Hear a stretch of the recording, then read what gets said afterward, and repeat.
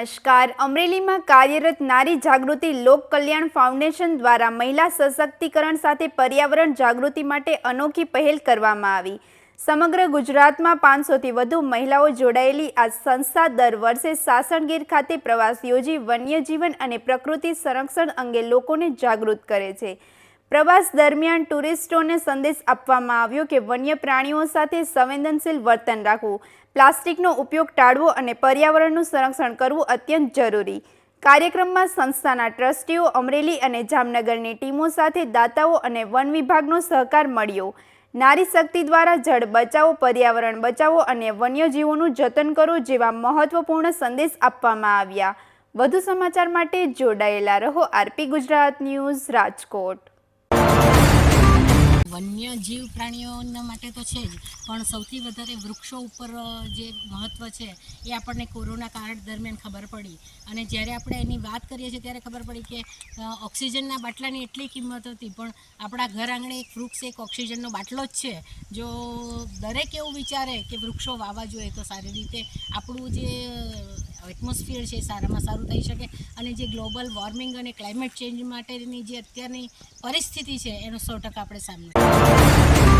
જંગલનું પ્રદૂષણ. હવે જંગલની અંદર આપણે ફરવા તો જઈએ છીએ, આપણે એમથી ના રિસોર્ટે જાય, જંગલમાંથી જઈએ, પણ આપણે એ નથી વિચારતા કે આપણે જે વસ્તુ લઈને જઈએ છીએ, નાસ્તો લઈને જાય છે તો એમનું રેપર છે આપણે ફટ દઈને જંગલની અંદર ફેંકી દઈએ છીએ.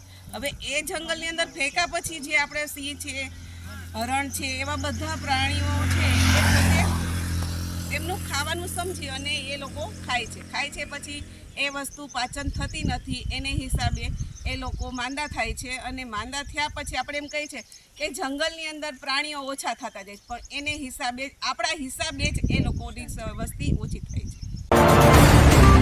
નારી જાગૃતિ લોક કલ્યાણ ફાઉન્ડેશનની સાસણગીર ટ્રીપ.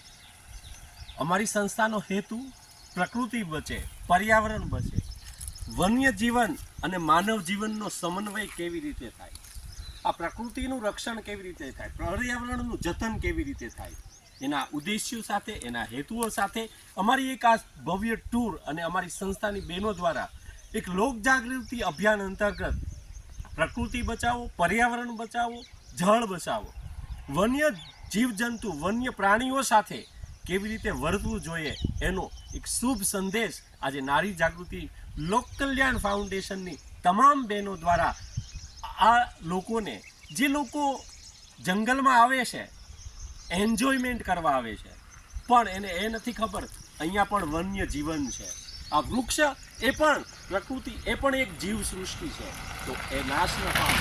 પ્રકૃતિના ખોળે આવો, આનંદ કરો, એન્જોય કરો, પણ પ્રકૃતિનું રક્ષણ એ ખૂબ જ જરૂરી છે.